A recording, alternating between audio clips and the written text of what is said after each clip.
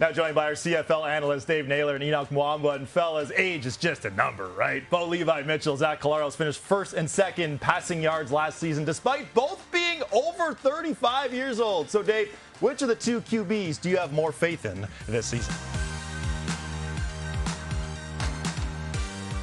I'm going Bo Levi Mitchell, and a couple of reasons, mostly to do with the consistency of the offensive coaching around him. I mean, he's been in Scott Milanovich's system now for a year and a half, and look, these two butted heads last season, right?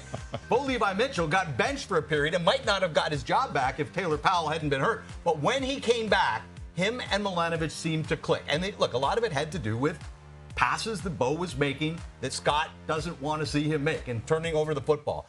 That got corrected in the second half. We saw Bo Levi Mitchell get through a season healthy for the first time in forever. I think when you look at what happened in Winnipeg, where you've got Buck Pierce is no longer the offensive coordinator. That's been certainly a successful marriage with him and Zach Collaros. And Collaros last year only had 2 more touchdown passes than he had interceptions. Overall, I'm going Bo as the post-35 quarterback to have the big bounce back here. Or bounce forward here. He was pretty good last year. Here's Mitchell now.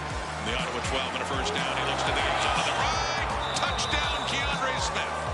I'm willing to bet that you would have had a different answer if we had seen this question beginning of the season last year. Yeah. But look, one of the biggest changes that we cannot overlook. Who left Winnipeg to go to Hamilton? Kenny Lawler is one of the most impressive receivers in this league, and for him to go to Hamilton, he's only going to make that team better. Tim White was the ultimate number 1 receiver, but now he's going to be, number 2 or 1B, whatever you call it. There's going to be less pressure on him, and I think it's only going to help that offense. If Bo Levi is able to be half or close to what he was last year, my goodness, this team is going to be difficult to deal with. There goes 19-12. Hamilton on the board right away. So Henoc, what do you think? Does Mitchell need to lead the league in passing yards for the Ticats to get back in the playoffs? Well, I mean, you always want to lead the league. You always come into the season thinking or wanting to lead the league as a quarterback in passing. But at the same time, I think that he has a great team right now, offensively speaking, having Kenny Lawler and Tim White and around him. Not only do they have good receivers around him, they're a team that has a great attack, and defenses are going to be fearful of them already.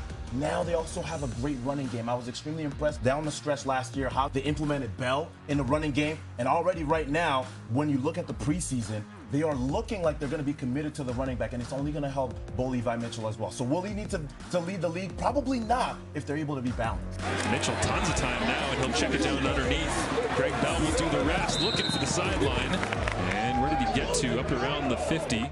Now, I don't know if he has to lead the league, but he's got to have a big passing year, I think, because this team is to be determined on defense, right? New defensive coordinator in Brent Monson, a lot of new personnel. They got to figure out linebacker.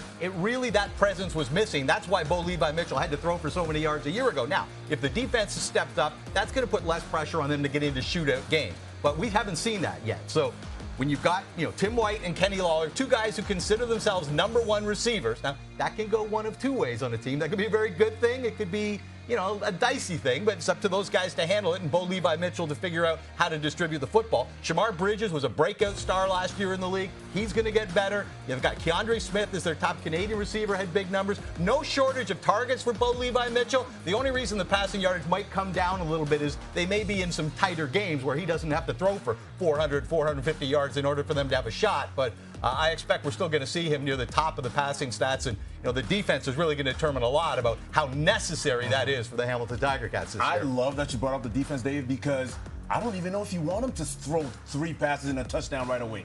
Why don't we control the game? Why don't we take as much time as we can as an offense, run the ball more, throw some shorter passes? You have the weapons. Why don't you do that instead of putting all of that pressure on the defense? Well, guys, for what it's worth, Mitchell has the 3rd shortest odds to win the most outstanding player this season behind only Chad Kelly and Nathan Rourke.